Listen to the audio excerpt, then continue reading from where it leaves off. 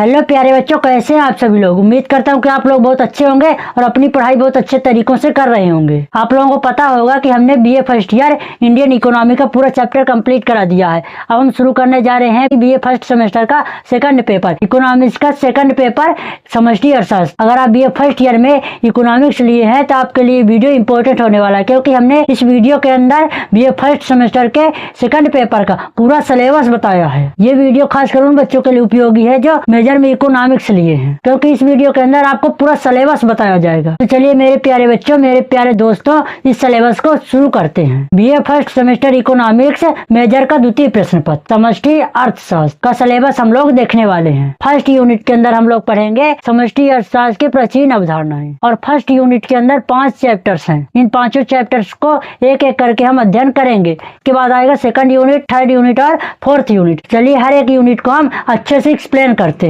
First unit में first chapter के अंतर्गत हम अध्ययन करेंगे समष्टि अर्थशास्त्र की भारतीय दृष्टिकोण। फिर इसके बाद आएगा सेकंड चैप्टर, यानी सेकंड चैप्टर में हम लोग पढ़ेंगे राष्ट्रीय आय की अवधारणा।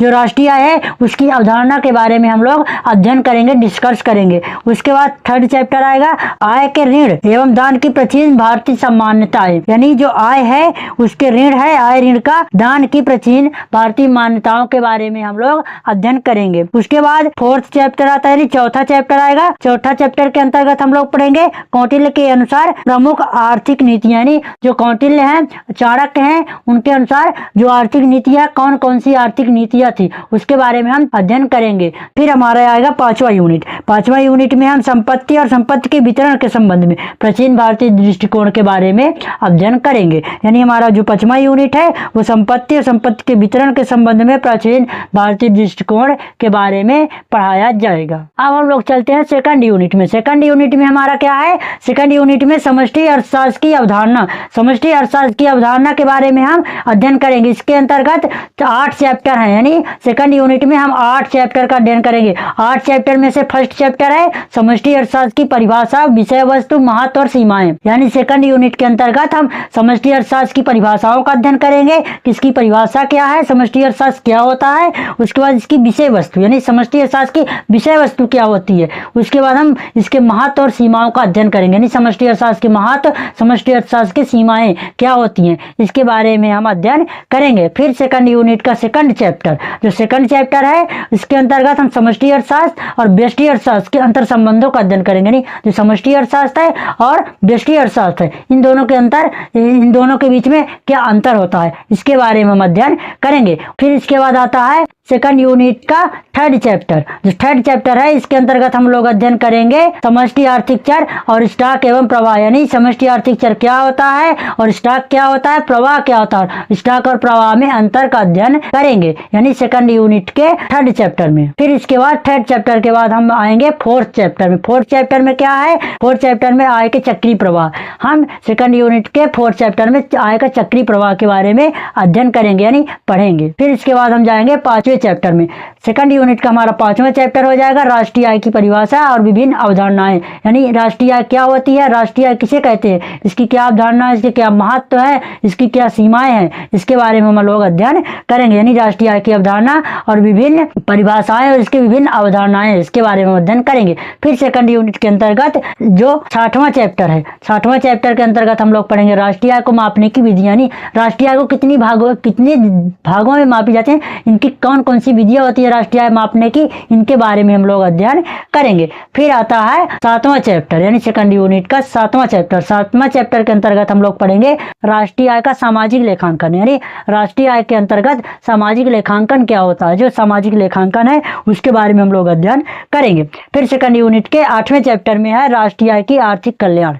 जो राष्ट्रीय आय के अंतर्गत होता है उसके आर्थिक कल्याण के बारे में हम लोग अध्ययन करेंगे। इसी के साथ जो सेकंड यूनिट है पूरा समाप्त होता है। अब हम आएंगे थर्ड यूनिट में, यानी हमारी तीसरी इकाई क्या है और तीसरी इकाई के अंतर्गत कितने चैप्टर के बारे में हम लोग अध्ययन करेंगे। तो तीसरी इकाई के अंतर्गत हम लोग रोजगार की अवधारणा एवं निर्धारण, यानी तीसरी इकाई हमारी है रोजगार की अवधारणा और उसका निर्धारण कैसे होता है, इसके अंतर्गत हम लोग 7 चैप्टर का अध्ययन करेंगे। यानी इसके अंतर्गत 7 चैप्टर दिया गया, यानी 7 चैप्टर का अध्ययन हम लोग करेंगे। पहले चैप्टर में है कौटिल्य के रोजगार की अवधारणा, यानी जो कौटिल्य यानी चाणक्य हैं उनके रोजगार की अवधारणा क्या है, इसके बारे में हम लोग अध्ययन करेंगे। फिर इसके बाद आता है सेकंड चैप्टर, यानी थर्ड यूनिट का सेकंड चैप्टर है रोजगार का प्रतिष्ठित सिद्धांत, यानी जो रोजगार का प्रतिष्ठित सिद्धांत है, से का बाजार नियम। आप लोग जरूर पढ़े होंगे 12th क्लास में, से का बाजार नियम। ये इंपॉर्टेंट है, आपके एग्जाम में हमेशा पूछा जाता है और बीए फर्स्ट ईयर यानी फर्स्ट सेमेस्टर के एग्जाम में हमेशा आता है से का बाजार नियम। तो आप लोग ध्यान रखेंगे कि से का बाजार नियम अच्छे से पढ़ेंगे और हम परीक्षा के एग्जाम की दृष्टि से आप लोगों को अच्छे से समझाएंगे। फिर इसके बाद आता है जो थर्ड चैप्टर है, यानी थर्ड यूनिट का थर्ड चैप्टर, कीन्स का रोजगार सिद्धांत। कीन्स के रोजगार सिद्धांत के अंतर्गत हम लोग समग्र मांग फलन और समग्र पूर्ति फलन और मांग प्रभावपूर्ण मांग के बारे में अध्ययन करेंगे। फिर आएगा थर्ड यूनिट का फोर्थ चैप्टर, यानी फोर्थ चैप्टर क्या कर रहा है, विकासशील देशों में कीन्स रोजगार सिद्धांत की व्यवहारिकता, इसके बारे में अध्ययन करना है। फिर पांचवा चैप्टर है थर्ड यूनिट का पांचवा चैप्टर, उपभोग एवं मनोवैज्ञानिक नियम, यानी उपभोग क्या होता है और इसके मनोवैज्ञानिक नियम क्या है, इसके बारे में लोग अध्ययन करेंगे। फिर आता है छठवां चैप्टर, जो छठवां चैप्टर है इसमें है उपभोग फलन सीमांत और सीमांत प्रवृत्ति और औसत उपभोग प्रवृत्ति, यानी इसके अंतर्गत हम लोग उपभोग फलन, औसत उपभोग प्रवृत्ति और सीमांत बचत प्रवृत्ति का अध्ययन करेंगे। फिर इसके बाद अगला चैप्टर है सातवें चैप्टर में हम लोग गुणक और त्वरक के सिद्धांत का अध्ययन करेंगे, यानी गुणक सिद्धांत क्या होता है, त्वरक सिद्धांत क्या होता है, इसके बारे में हम लोग डिस्कस करेंगे। यानी थर्ड यूनिट का 7वां चैप्टर, यानी थर्ड यूनिट में हम लोगों का 7 चैप्टर दिए गए हैं, 7 चैप्टर का हम लोग अध्ययन करेंगे। फिर आता है चौथा यूनिट, यानी फोर्थ यूनिट, यानी बीए फर्स्ट सेमेस्टर के सेकंड पेपर में जो चौथी यूनिट है, फोर्थ यूनिट है, उसमें आता है विनियोग।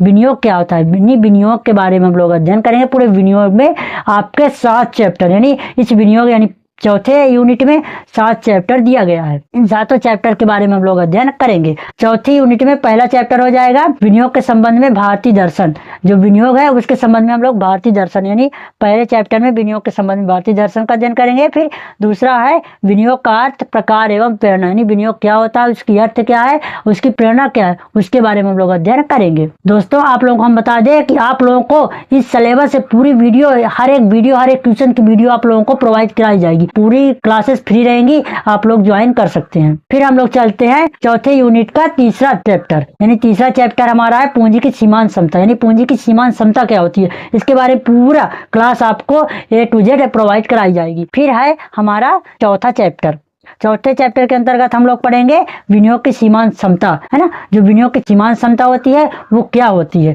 इसके बारे में हम लोग डिस्कस करेंगे। फिर आता है पांचवा चैप्टर के अंतर्गत हम लोग कीन्स की तरलता पसंदगी, यानी जो कीन्स का तरलता पसंदगी सिद्धांत है, इसके बारे में हम लोग अध्ययन करेंगे।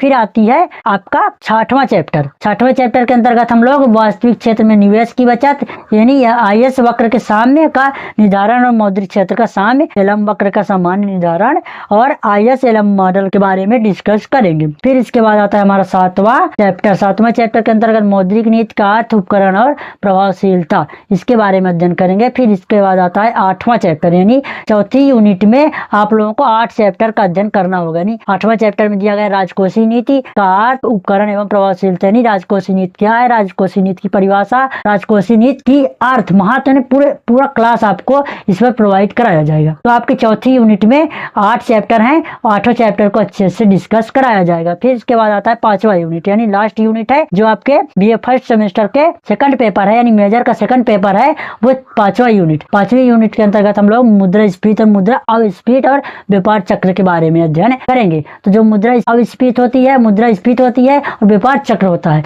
ये क्या होते हैं, इसके बारे में अध्ययन करेंगे। इसके अंतर्गत 7 चैप्टर दिए गए, यानी जो 5वां यूनिट है बीए फर्स्ट सेमेस्टर के सेकंड पेपर के 5वें यूनिट में हम लोग मुद्रास्फीति और मुद्रा अस्फीति और व्यापार चक्र, इन 3 टॉपिक में हम लोग अध्ययन करेंगे। पहले से लेकर 7वें चैप्टर तक हम अच्छे से आप लोगों को इस सिलेबस को डिस्कस कराएंगे। पहले चैप्टर में है मुद्रास्फीति क्या है, मुद्रा अस्फीति क्या है और मुद्रा जनित मंदी का अर्थ।